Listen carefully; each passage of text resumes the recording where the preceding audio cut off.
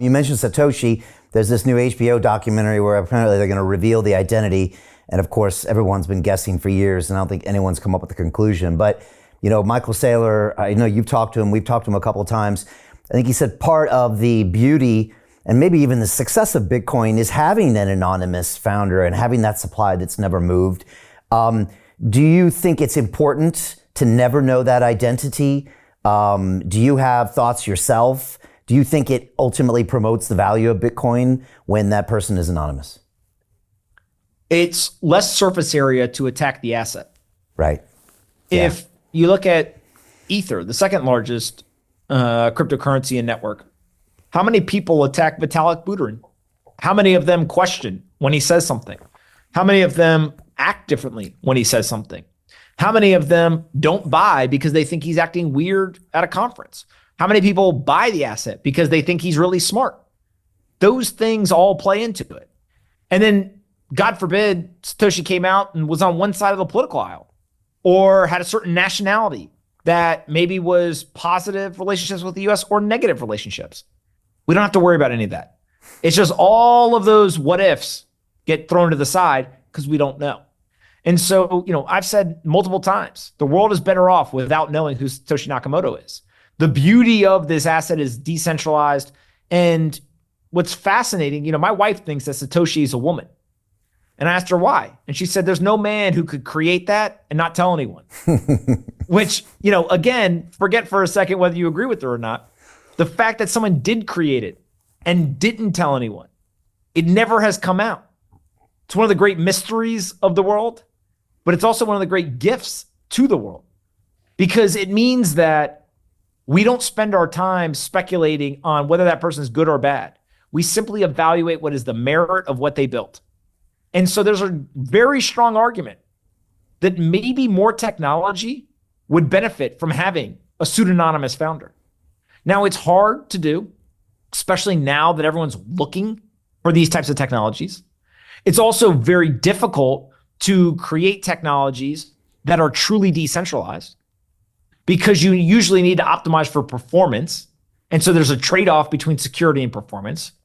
But I think that Satoshi really created the perfect solution to the hard problem of the double spend and did it at a time and in a way that allowed for what I've heard people refer to as the immaculate conception. And so if you kind of think of like Bitcoin just came into the world and nobody is able to pinpoint so much of that early story, we don't get to run the other experiment.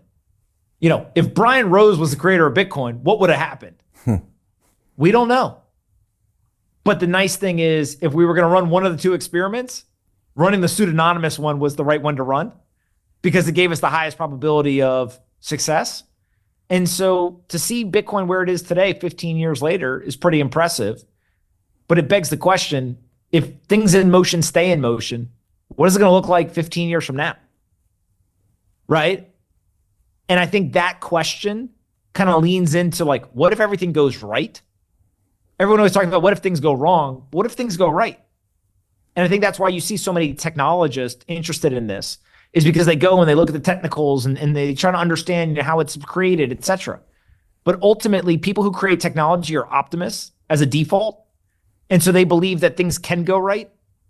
But in finance, people are default pessimists because they're constantly trying to figure out who's trying to screw me, who's trying to win the zero-sum game. And so it's the difference between creation in technology versus redistribution in finance. And now the finance people are coming around because they're realizing it's not going to die. And so the technologists still believe in this kind of utopian, future positive, optimistic view of the world and kind of, we can create all this stuff. But going back to your other question about can they own too much? A lot of them just see 21 million. How many can I own? It's very zero sum. And so they're trying to kind of get, their portion. And so I just think it's fascinating to see, again, season 2 of Bitcoin now, where there's a whole new group of people. They think about it completely differently. They're buying for different reasons. And I think that people who own Bitcoin and have been around for a while understand that the holder base is changing, that people are changing. And as long as you continue to believe in Bitcoin and hold, I think you're going to be very happy, decades from now. Hey, I know investing in crypto is scary. It takes a real leap of faith because there are so many scams, rug pulls, and bad actors out there. It's a dangerous business, which is why 95% of people lose all their money. Well, that's why I created the London Real Investment Club, so you can access the hottest deals on the planet and use the crypto bull market to create the generational wealth that you deserve. Join my team of over 100 people from around the world that are making millions of dollars behind the scenes investing in blockchain, AI, Web3 games, DeFi, Bitcoin, and more.